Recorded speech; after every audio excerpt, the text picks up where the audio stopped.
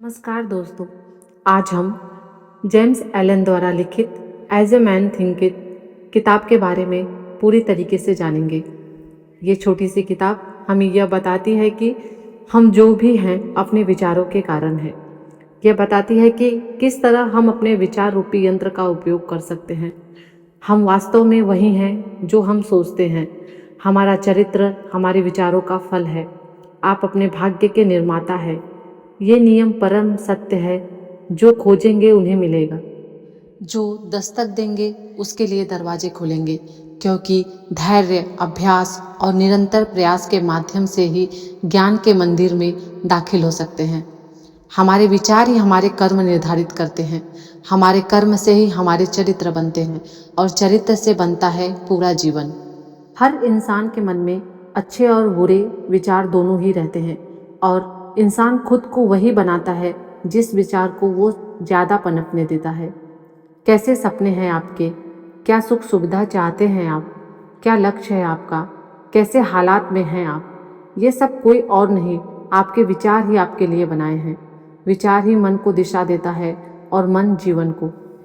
दोस्तों, लेखक कहते हैं कि अपने विचारों पर नज़र रखिए, क्योंकि विचार ही आपके शब्द बनते हैं। अपने शब्दों पर नज़र रखिए, क्योंकि शब्द ही आपके कार्य बनते हैं। अपने कार्यों पर नज़र रखिए, क्योंकि कार्यों से ही आपकी आदतें बनती हैं। अपनी आदतों पर नज़र रखिए, क्योंकि आदतों से आपका चरित्र बनता है। और अपने चरित्र पर नज़र रखिए, क्योंकि चरित्र से ही आपकी किस्मत बनती है। पॉइंट नंबर 1, विचार और चरित्र। क्या ऐसा हुआ है कभी कि हम करेले का बीज लगाएं और उसमें आम का फल मिला हो? नहीं ना। उसी तरह जैसे विचार आप रखते हो, उसी तरह के इंसान आप बन जाते हो।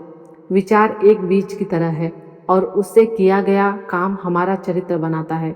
गलत विचार गलत काम करवाता है और फिर हमारे हालात बुरे बन जाते हैं। अच्छी सोच हमें अच्छा काम करवाता है, जिससे फिर हम अपने जीवन में खुशी और सफलता को आकर्षित करते हैं। मन में निहित विचार ने हमें बनाया है। हम जो भी हैं अपने विचारों द्वारा गढ़े और निर्मित किए गए हैं। अगर इंसान के मन में गलत विचार है तो उसके पास दुख ऐसे आता है जैसे बैल के पीछे पहिया। उसी तरह अगर मन में अच्छे और पवित्र विचार हैं तो निश्चय ही प्रसन्नता उसका पीछा ऐसे करती है जैसे धूप में परछाई। मन में गलत विचार को बार बार लाने से उसके काम भी गलत होने लगते हैं और धीरे धीरे जानवर से भी बदतर बन जाता है। पर अगर इंसान मन को अच्छे विचार रखे तो उसके कर्म भी अच्छे होते हैं। इसलिए कहा जाता है इंसान खुद अपने चरित्र का निर्माता है और अपनी किस्मत और खुशहाली का खुद ही जिम्मेदार है। कड़ी मेहनत और खादानों की गहरी खुदाई से जैसे सोना और हीरा पाया जाता है, उसी तरह इंसान अपने मन की गहराई में जाकर अपने विचारों पर नज़र रखे, उन्हें अपनी समझ और सूझबूझ से नियंत्रित करे, तो वो खुद से अच्छे बदलाव ला सकता है। खुद की गहन अध्ययन से हम अपने विचार में सुधार ला सकते हैं और अपने चरित्र को बेहतर बना सकते हैं। पॉइंट नंबर 2, परिस्थितियों पर विचारों का प्रभाव। दोस्तों, हम अपने विचारों से अपनी परिस्थिति को बनाते हैं। हमें वही मिलता है जो हम हैं। ये सबके लिए लागू है, चाहे वो अपनी परिस्थिति से खुश है या अपनी परिस्थिति से असंतुष्ट है। प्रकृति हमें वही देती है जो हम हैं। बहुत से लोग किस्मत को दोष देते हैं, पर वो अपने विचारों को नहीं देखते कि वो जहाँ है वहाँ कैसे आए और कैसे उस हालात को सुधारा जाए। जैसे कि एक इंसान कम आमदनी से परेशान है, पर वो ज़्यादा मेहनत नहीं करना चाहता, न वो खुद को काम में बेहतर बनाना चाहता है, तो इसका अंजाम होगा कि वो हमेशा गरीब ही रहेगा। उसी तरह एक बहुत ही अमीर आदमी है, पर वो बहुत बीमार रहता है। अपनी बीमारी को दूर करने के लिए करोड़ों खर्च करने के लिए तैयार है, पर वो अपने खाने का प्यार को नहीं छोड़ता। चाहे उसका पेट भरा हो, फिर भी वो खाता जाता है। उसके लिए अच्छा नहीं वो खाना फिर भी खाता है, तो इसका परिणाम क्या होगा? वो हमेशा बीमार ही रहेगा। इंसान अपने भाग्य खुद बनाता है। जो सुधार लाने हैं उसे ना करके किस्मत को दोष देने से कुछ नहीं मिलेगा। अपने हालात को देखे और सोचे कि इसकी वजह क्या है और उसको सुधारने की जिम्मेदारी ले। जैसे विचार हम रखते हैं उसी तरह के कर्म हम करते हैं और उसी से हमारी परिस्थिति बनती है। पॉइंट नंबर 3, स्वास्थ्य और शरीर पर विचार का प्रभाव। दोस्तों, स्वच्छ विचारों से स्वच्छ आदतें बनती है और इससे बनती है एक सुखद जीवन। शरीर मन का सेवक है। जैसे विचार हम मन में रखेंगे वैसे ही शरीर प्रतिक्रिया देगा। नकारात्मक विचार, डर, चिंता इंसान का मनोबल तोड़ देता है, उसे अंदर से खोखला कर देता है, जिससे फिर उसके लिए बीमारियों के द्वार खुल जाते हैं। उसी तरह मन में अगर अच्छे और सकारात्मक विचार हो तो शरीर में नई जान आ जाती है, क्योंकि ये शरीर को अंदर से हील करता है, जिससे फिर बीमारी दूर रहती है और ये आपको एक लंबी और स्वस्थ जीवन जीने में मदद करता है। दोस्तों, अगर आप अपने शरीर को नया जीवन देना चाहते हैं तो अपने विचारों को अच्छा बनाइए। मन में ईर्ष्या, द्वेष, निराशा आदि विचारों को छोड़ दीजिए, क्योंकि ये सब विचार से ही चेहरे की रौनक चली जाती है और आप खुद ही अपनी कब्र खोद रहे हैं। नकारात्मक विचारों को प्यार, सहानुभूति और ज्ञान की बातों से बदल डालिए, जिससे आप अंदर से अच्छा महसूस करेंगे और वो आपके चेहरे पर अलग ही तेज और चमक लाएगा। कई लोग ऐसे होते हैं जो बूढ़े हो जाने पर भी उनके चेहरे पर अलग ही नूर होता है, क्योंकि उनका नज़रिया जीवन के प्रति अच्छा होता है। वो हर स्थिति में कुछ न कुछ अच्छा ढूंढ लेते हैं और खुश रहते हैं। पर कुछ लोग अपनी उम्र से ज़्यादा बूढ़े और खराब दिखते हैं, क्योंकि वो अपने मन को द्वेष, ईर्ष्या और क्रोध आदि विचारों से भरे होते हैं। इसलिए बेहतर स्वास्थ्य के लिए अपने मन को अच्छे विचारों से पोषित कीजिए, जिससे फिर आप लंबा, खुशहाल और स्वस्थ जीवन का लाभ उठा पाएंगे। पॉइंट नंबर 4, विचार और उद्देश्य।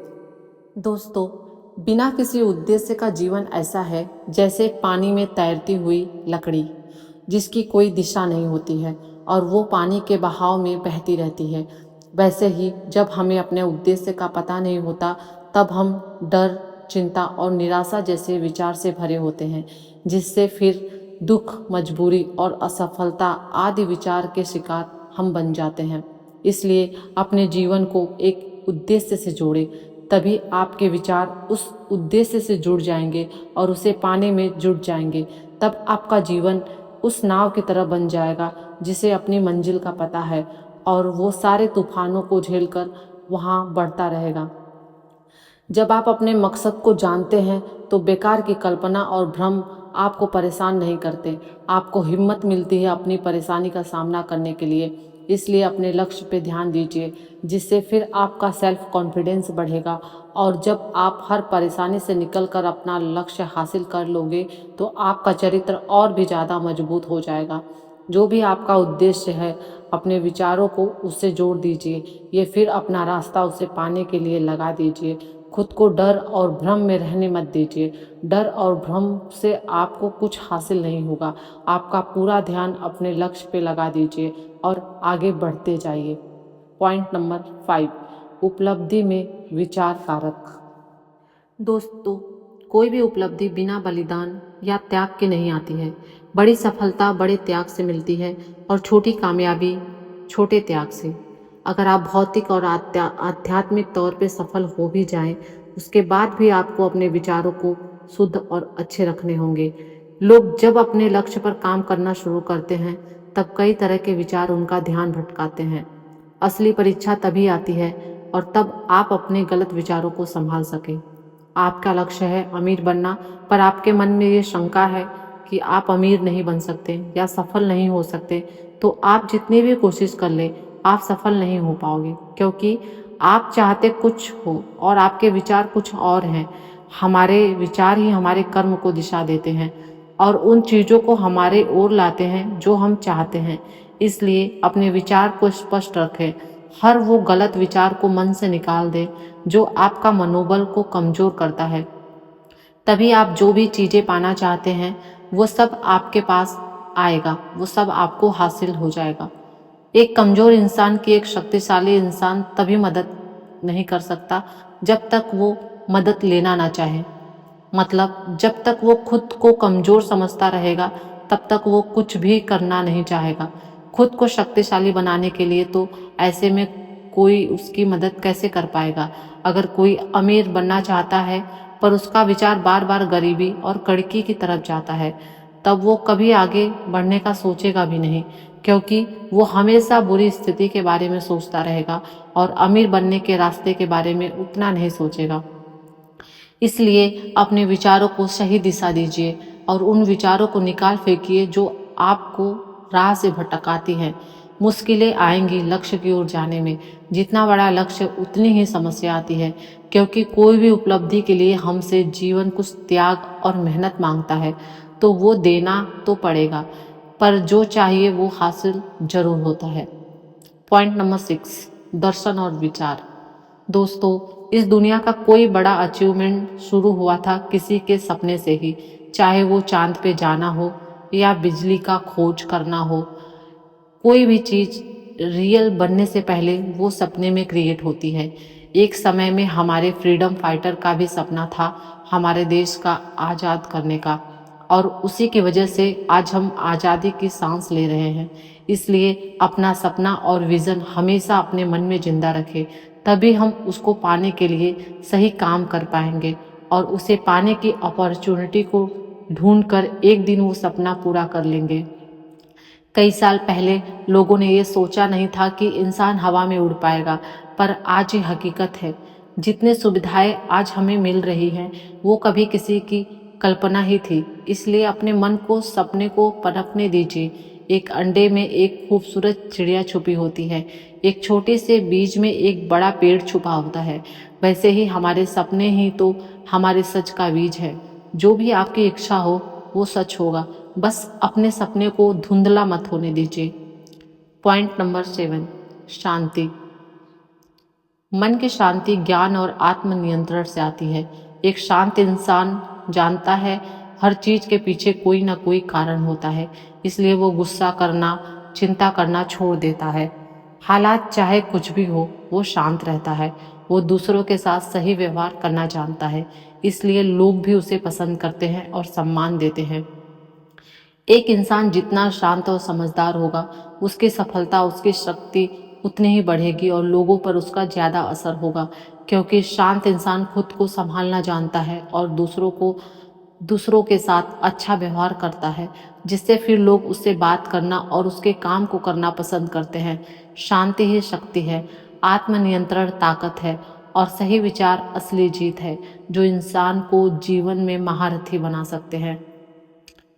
दोस्तों, as a man think it पुस्तक का यही मुख्य संदेश है कि हमारे विचार ही हमारे पूरे जीवन को बनाते हैं।